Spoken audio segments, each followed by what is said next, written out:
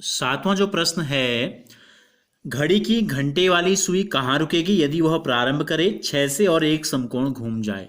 तो इससे पहले जो हमने सवाल आपको बताए थे, देखो हमने कल या परसों अब आपको बताया था दोनों दिन, जैसे ये हम अभी ईस्ट की ओर मुंह करके खड़े हैं, ठीक है, और जब हम घड़ी की दिशा में आगे बढ़ते हैं और हम चले जाते हैं दक्षिण की ओर, साउथ की ओर अगर हम मुंह कर लेते हैं, तो इन दो दिशाओं के बीच का जो कोण है इसको हम बोलते हैं एक समकोण, ठीक है। और अगर हम ईस्ट की ओर मुंह करके खड़े थे और बिल्कुल इसके विपरीत चले जाएं वेस्ट की तरफ, तो ये जो कोण बनता है ये कहलाता है ऋजु कोण। ये है आपका समकोण, दो क्रमागत दिशाओं के बीच में बनता है, और ये विपरीत दिशाओं के बीच में जो कोण बनता है इस कोण को नाम दिया जाता है ऋजु कोण। ठीक हो गया। अब घंटे के हिसाब से अगर हम देखें, देखो यहाँ 3 है, यहाँ होता है 6, तो 4 5 6, तो घंटे की सुई कितने घंटे घूमती है? अगर 3 घंटे घूमे तो एक समकोण बन जाता है। और ये 6 घंटे होते हैं, यहाँ 3 होता है, यहाँ 9, तो कुल होते हैं 6 घंटे। और 6 घंटे अगर घंटे की सुई घूम जाएगी तो इसका मतलब एक बन जाता है ऋजु कोण। क्या बन जाता है? ऋजु कोण बन जाता है।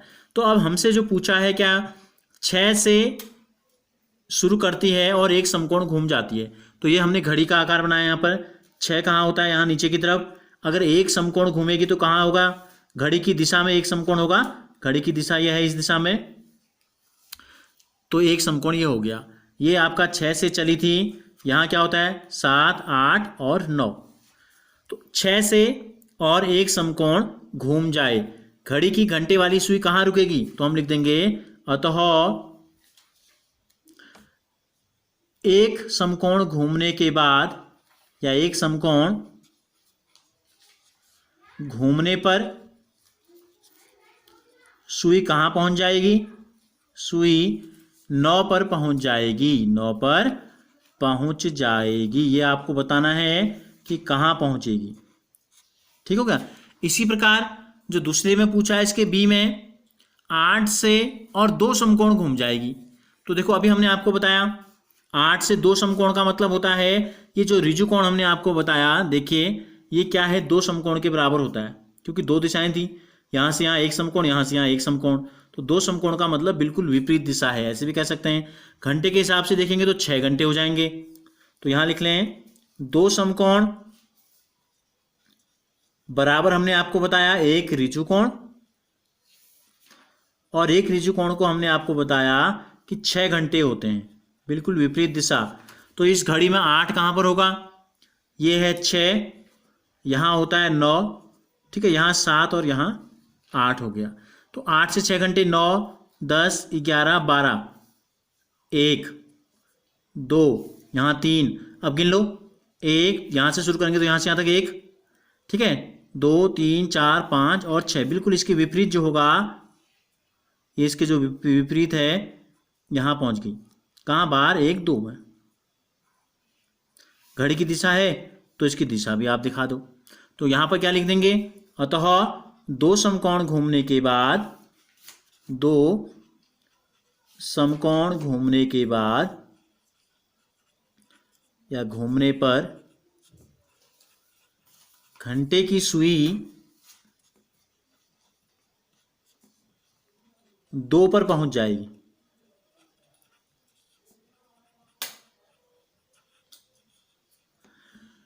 इसके सी में हमसे पूछा है 10 से और 3 समकोण घूम जाए।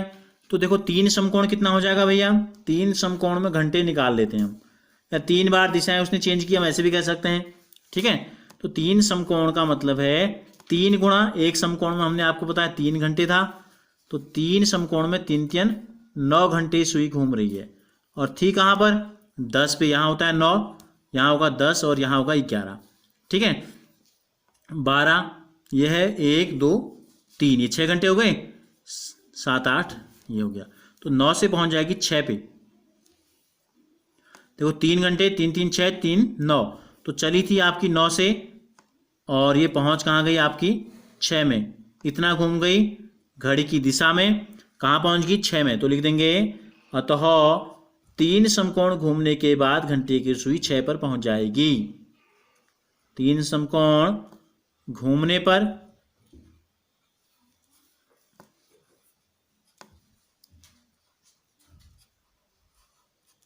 घंटे की सुई 6 पर पहुंच जाएगी।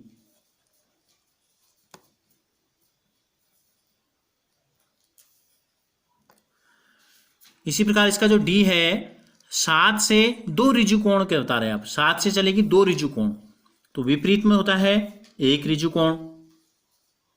तो देखो 2 ऋजु कोण कितना हो जाएगा, 1 ऋजु कोण हमने आपको बताया था 6 घंटे, तो 2 का मतलब कितना हो गया, 6 दूनी 12 घंटे हो गया। तो पूरे एक चक्कर कितने का होता है, 12 घंटे का। कहाँ पर थी सुई, ये 6 होता है, यहाँ होगा 7, यहाँ होगा 8, यहाँ होगा 9, ठीक है। 7 के बिल्कुल विपरीत जो होगा ये हो गया आपका बार, 9, 10, 11, 12, 1, 2, यहाँ 3, यहाँ 4, यहाँ 5, यहाँ 6, ठीक है। तो क्या होगा 7 के बिल्कुल विपरीत, कितने घंटे होंगे, 6 घंटे, 1, 2, 3, 4, 5, 6, यहाँ होगा, ठीक है। ये हो गया इसका मिडिल पॉइंट, 1 पे पहुंच गई। ये हो गया 1 ऋजु कोण, और फिर यहां से इतना ही और आ गई, ये हो गया दूसरा ऋजु कोण 12 घंटे का मतलब, यानी कि 7 से चली थी, फिर कहाँ पहुंच गई, 7 पे पहुंच जाएगी। तो लिख देंगे अतः घंटे की सुई, अतः